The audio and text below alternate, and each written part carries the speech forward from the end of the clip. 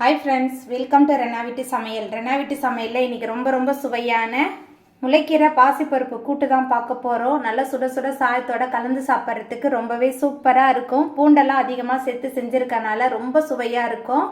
சாயத்தோட கலந்து சாப்பிட்லாம், சப்பாத்திக்கு தொட்டு சாப்பிட்றதுக்கு, தயிர் சாயத்தோட கலந்து சாப்பிட்றது எல்லாத்துக்குமே ரொம்ப சூப்பராக இருக்கும். எளிமையான முறையில் ரொம்ப சுவையாக செய்யக்கூடிய இந்த முளைக்கீரை பாசிப்பருப்பு கூட்டு எப்படி செய்கிறதுன்னு வாங்க பார்த்துடலாம். முளைக்கீரை பாசிப்பருப்பு கூட்டு பண்ணுறதுக்கு 50 கிராம் அளவுக்கு பாசிப்பருப்பு எடுத்து தண்ணியில் அரை மணி நேரம் ஊற வச்சுருந்தேன். இப்போ அந்த தண்ணியோடைய அடுப்பில் வச்சுருக்கேன். இதில் 20 பூண்டு பல் சேர்த்துக்கலாம். பொடியாக நறுக்குனா பழுத்த தக்காளி 2, பொடியாக நறுக்குனா 10 சின்ன வெங்காயம்.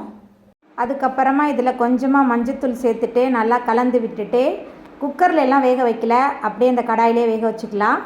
மஞ்சத்தூள் சேர்த்துட்டு நல்லா கலந்து விட்டாச்சு. பாசிப்பருப்பு ஊற வச்சு சேர்த்துருக்கனால சீக்கிரமாகவே வெந்து வந்துடும். பாசிப்பருப்பு நல்லா குழைவாக வெந்து வந்துருச்சு. அதுக்கப்புறமா இதில் நம்ம நறுக்கி வச்சுருக்கிற முளைக்கீரை சேர்த்துக்கலாம். முளைக்கீரை கூட்டுக்கு தேவையான அளவுக்கு கல்லுப்பு சேர்த்துட்டு நல்லா கலந்து விட்டுறலாம்.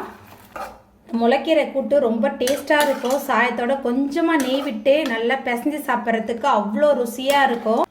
முளைக்கீரை வெந்து வந்துருச்சு. இப்போ இதை தனியாக எடுத்து வச்சுட்டு நம்ம தாளிச்சிடலாம். முளைக்கீரை கூட்டு தாளிக்கிறதுக்கு தேங்காய் எண்ணெய் சேர்த்துக்கலாம். தேங்காய் எண்ணெயில் தாளித்தா மணமாக இருக்கும். 3 டேபிள் ஸ்பூன் அளவுக்கு தேங்காய் எண்ணெய் சேர்த்துருக்கேன். எண்ணெய் சூடாகி வரட்டும். எண்ணெய் சூடாயிட்டு இதில் கொஞ்சமாக கடுகு சேர்த்துக்கலாம். கடுகு பொரிய ஆரம்பிச்சிருச்சு. கிள்ளி வச்ச 2 காய்ந்த மிளகாய் சேர்த்துக்கலாம். காரம் காய்ந்த மிளகாய் காரம் மட்டும்தான். உங்களுக்கு எவ்வளோ காரம் தேவையோ அதுக்கு தகுந்த மாதிரி சேர்த்துக்கோங்க. 8 போல் சின்ன வெங்காயம் சேர்த்துட்டு நல்லா கலந்துக்கிட்டு வதக்கிடலாம். சின்ன வெங்காயம் நல்லா வதங்கி வந்துடுச்சு. இது கூடவே நம்ம வேக வச்சுருந்த கீரை பாசிப்பருப்பு கலவையை கொஞ்சமாக சேர்த்துடலாம்.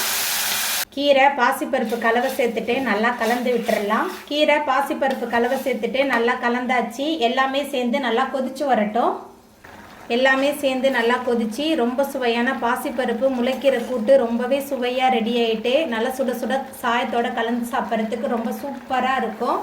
இப்போ நம்ம அடுப்பு ஆஃப் பண்ணிடலாம். அவ்வளோதாங்க, ரொம்ப சுவையான முளைக்கீரை பாசிப்பருப்பு கூட்டு சூப்பராக ரெடி ஆகிட்டு. இந்த ருசியான முளைக்கீரை பாசிப்பருப்பு கூட்டை நீங்களும் உங்கள் வீட்டில் செஞ்சு பாருங்கள்.